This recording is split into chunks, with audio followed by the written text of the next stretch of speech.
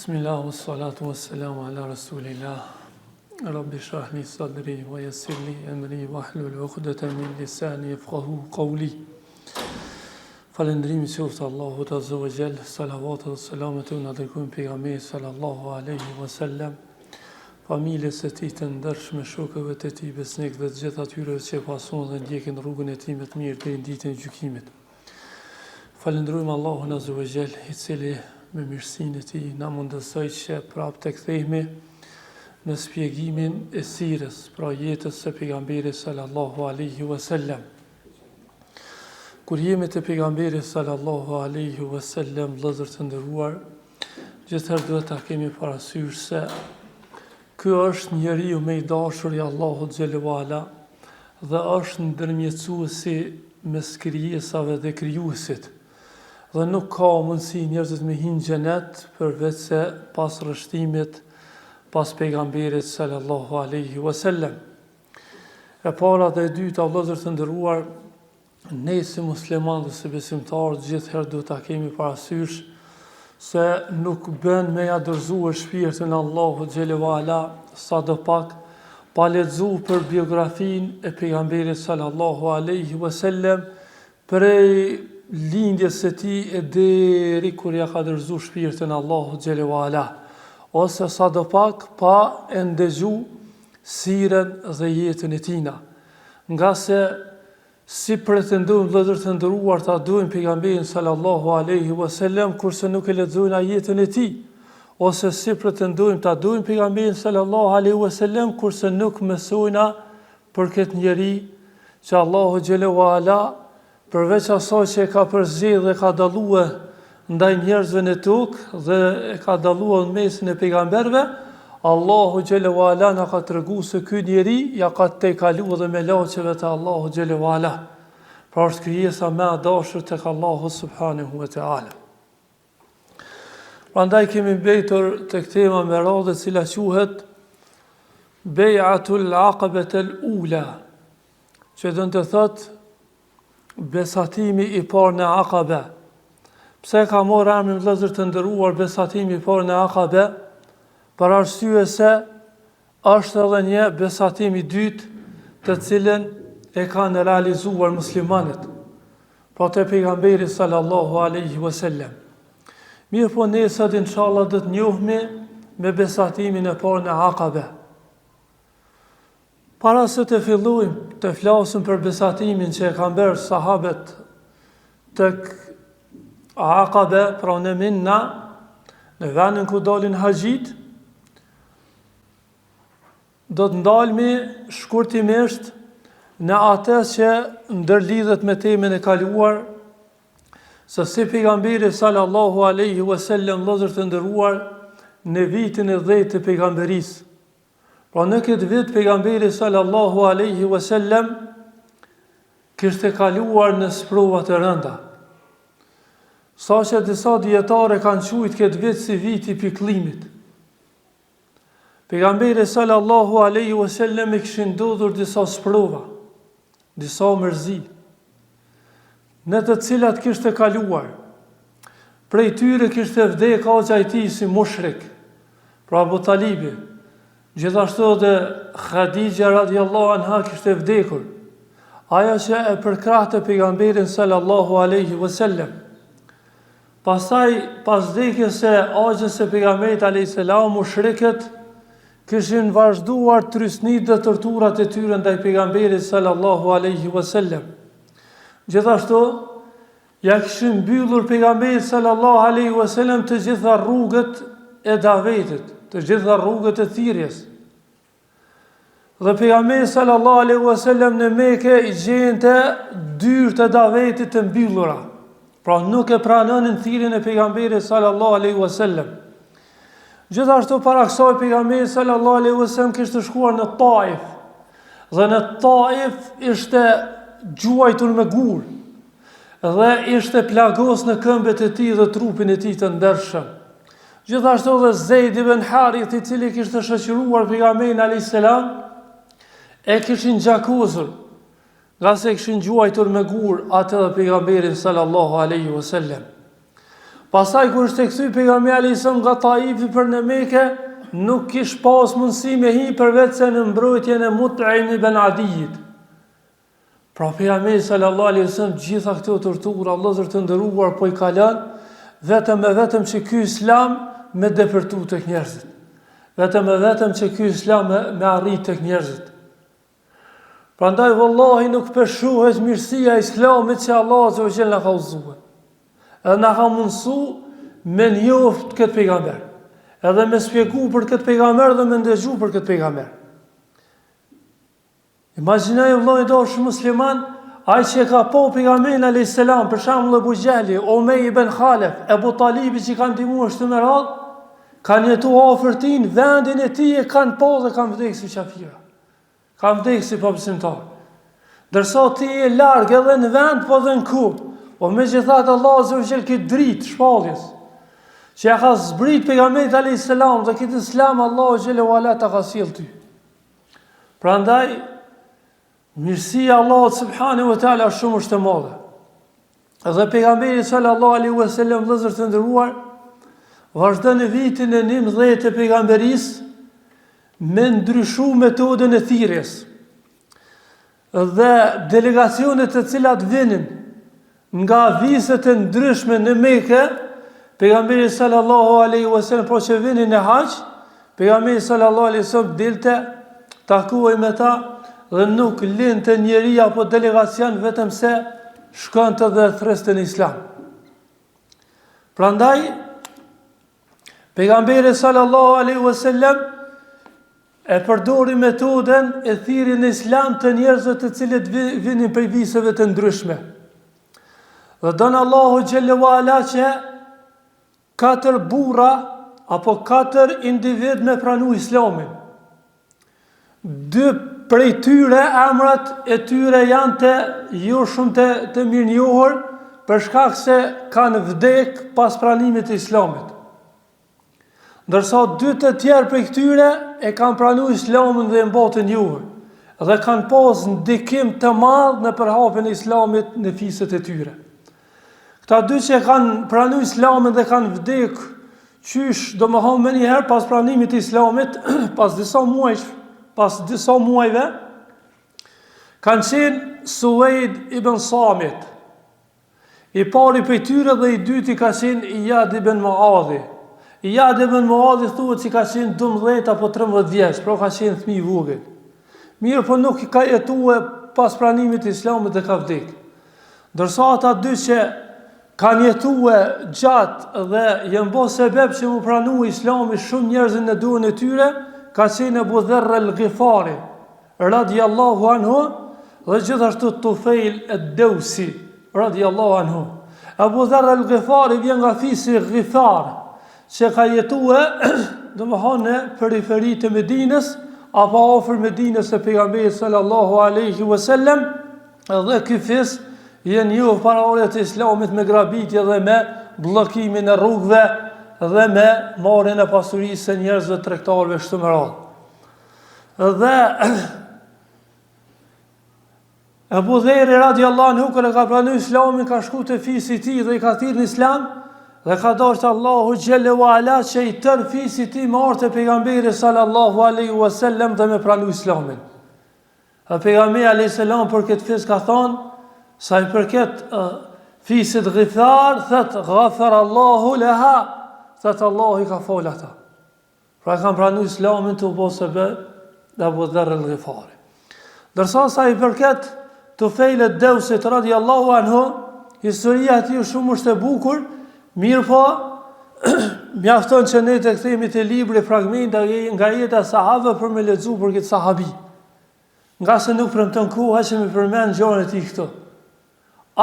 Ky ka qenë poet.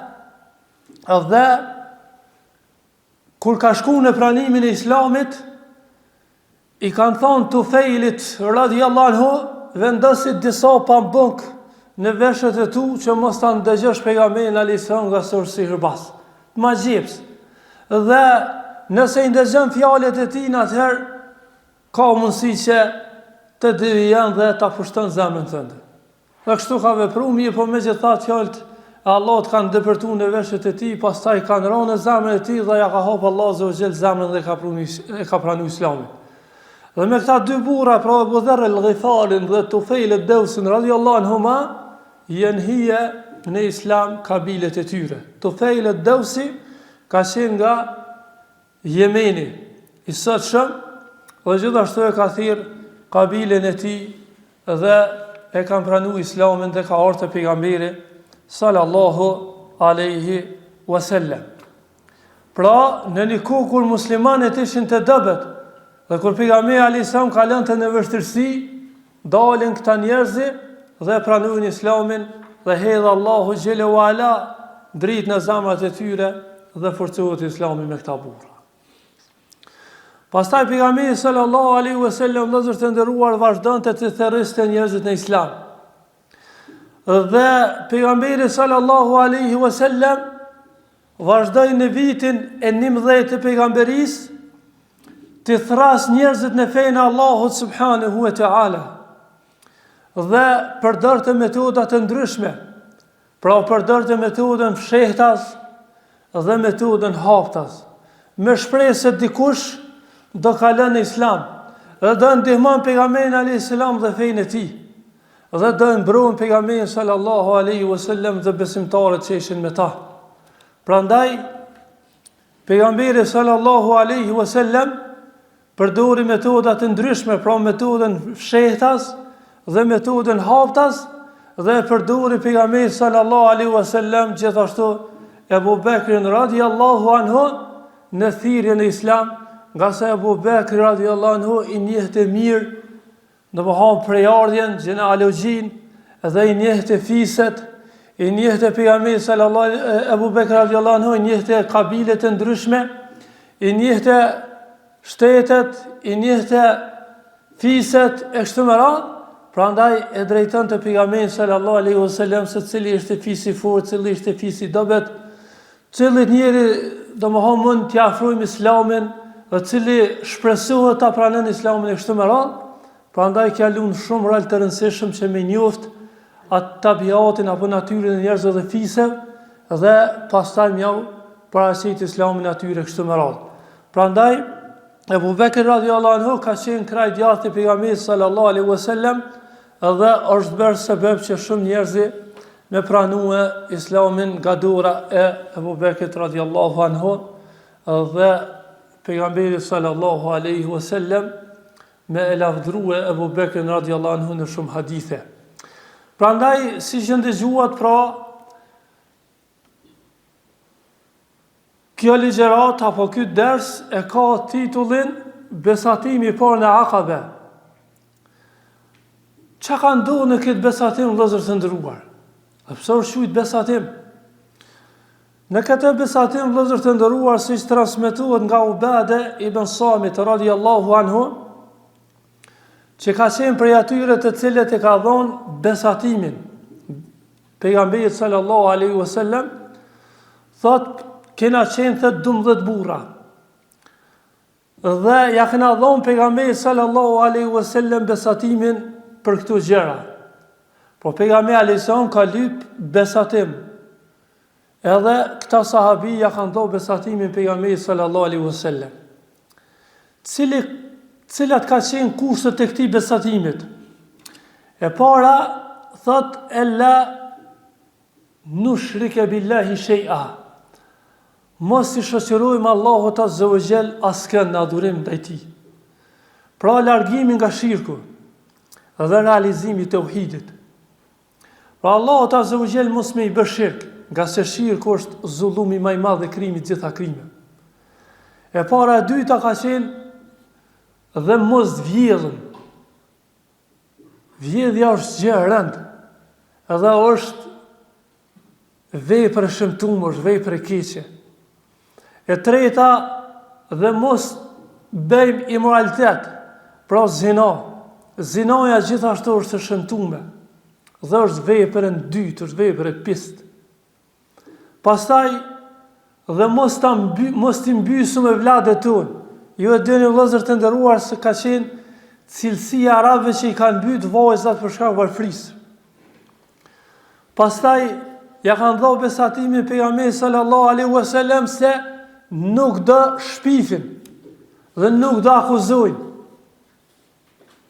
Dhe gjithashtu mos ta kundërshtojnë pejgamberin sallallahu alaihi wasallam në atë që urdhon për mirë.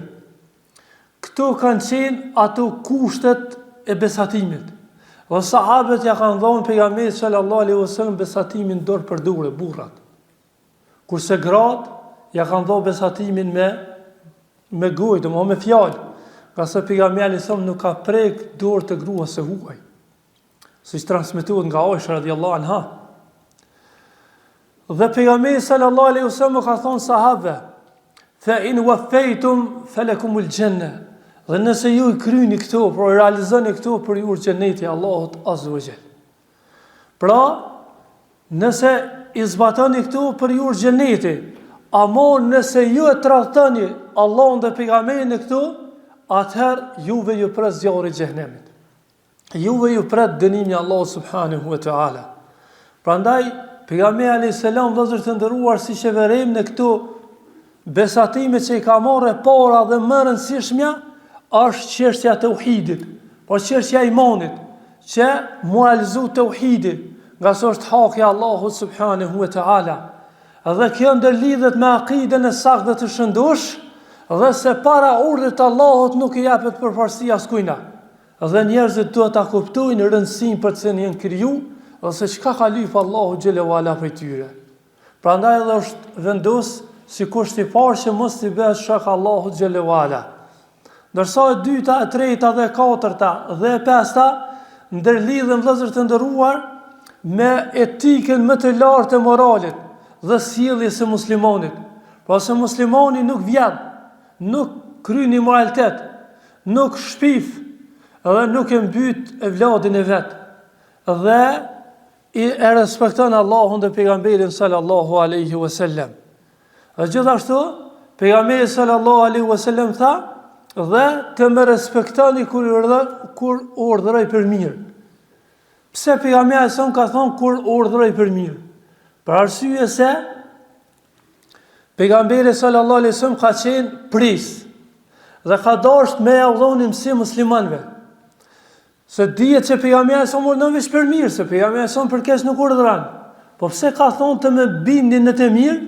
Po që të jetë mësim për gjithë prisat që vinë mas tij, se do të respektohen kur urdhërojnë për mirë dhe mos të respektohen kur urdhërojnë për keq dhe për mëkat ndaj Allahut subhanahu wa taala. Prandaj cili është shpërblimi i këtyre vëllezër të nderuar, se nëse realizojnë këtë kusht atëherë për ta urdhëruar xheneti. Por shikoni pejgamberin sallallahu alaihi wasallam vëllezër të nderuar kur e mor besatimin nga këta sahabë, pra nuk u premtoi atyre pasuri. E as nuk u premtoi pushtet. Zakonisht e keni po lider në veçanti këta në përvotime, e që po thirrin për këtë allëk i kështu më radhë, u premtojnë pozita të ndryshme. Shembull, kemë kon drejtor, kemë kon ministër, kemë kon ministër i brendshëm, ministër i jashtëm, pra ju dhojnë pozita në këtë dynjë. Pejgamberi sallallahu alaihi wasallam nuk ju ka premtuar asgjë për jetën e saj bote. Nga se këtu ka mundësi mu arrit, po ka mundësi edhe mos mu arrit. Ka mundësi mu realizu, po ka mundësi edhe mos mu realizu. Është e qartë.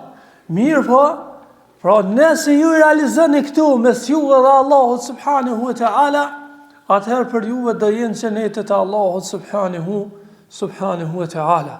Prandaj, këta 12 burra vëllezër të nderuar e kanë dhënë besatimin pejgamberit sallallahu alaihi wasallam për këto kushte, dhe pejgamberi sallallahu alaihi wasallam nuk i ka obliguar me gjëra të tjera këta. Këtu kanë mundësi me realizu. Pse pejgamberi si ka urdhëruar këta burra që kur të kthehen në Medinë në shembull, me vendos shtetin islam atje, pastaj me i thirr njerëzit në islam e kështu me radhë. Për arsye se këta nuk kanë pas fuqi dhe ndur asgjë. Prandaj nuk ngarkohet njeriu me atë që nuk e ka. O detyra këtyre është që këto kanë mundësi me realizu me syre dhe Allahut, dhe kur të kthehen në Medinë, t'i thirrin njerëzit në islam. Dhe pasi që këta 12 burra e pranojnë islamin dhe ja dhojnë besën pejgamberit sallallahu alaihi wasallam, atëherë pejgamberi alayhis salam e vendos Musab ibn Umairin si ambasador, mirë po jo sikur sa ambasador atë jetës së bote të cilët e marrin në rrugë, dhe këshyrin me fitu të nderat të ndryshëm, mirë po ambasadori në këtë rast ka qenë tamam mësues i cili do a mëson atyre islamin e Medine. Dhe Musab ibn Umair radiallahu anhu kthehet në Medine, shkon në Medine dhe atje fillon me mësu islamin muslimanëve dhe me i thirr njerëzit në islam. A thu vëllezër të nderuar, pse pejgamberi alayhis salam e përzgjodhi Musab ibn Umairin? Për arsye se Musab ibn Umairi ka qenë ai që i ka mësuar së surë dhe së ajet që ka zbrit nga Kurani madhreshëm. Gjithashtu, është prej të parëve që kishte pranuar islamin. Gjithashtu, Musab ibn Umairi kishte përvojë të madhe, nga se ishte nga ata të cilët kishte bë hijret në Abisini herën e parë dhe herën e dytë. Dhe gjithashtu Musab ibn Umairi dinte ku kanë zbritur ajetet dhe kuptimin e tyre, tefsirin e tyre, dhe dihet se Mekka nga Medina ishte në distancë 450 apo 500 kilometra larg, kështu që mos të kenë nevojë muslimanët ta pyesin dikë tjetër jashtë Musab ibn Umairit radhiyallahu anhu. Prandaj Musab ibn Umair radhiyallahu anhu me të vërtetë ishte një dietar dhe një mësues i shkath i denj për të dërguar në Medinë.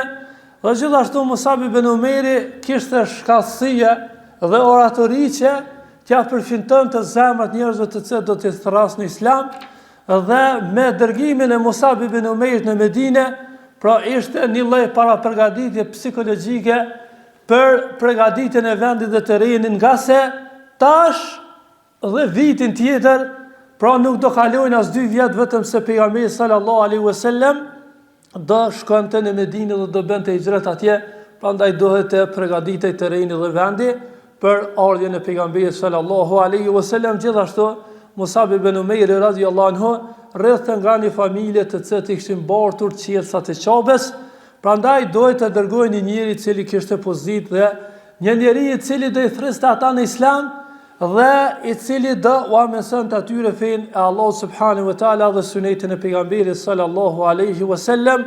Dhe gjithashtu Musab ibn Umair radhiyallahu taala anhu ishte shoqëruar me njerëzit e Medinës, e në veçanti me Esad ibn Zuraratin radhiyallahu anhuma, i cili Esad ibn Zurare i kishte domethënë afërsi me njerëzit në Medinë dhe e donin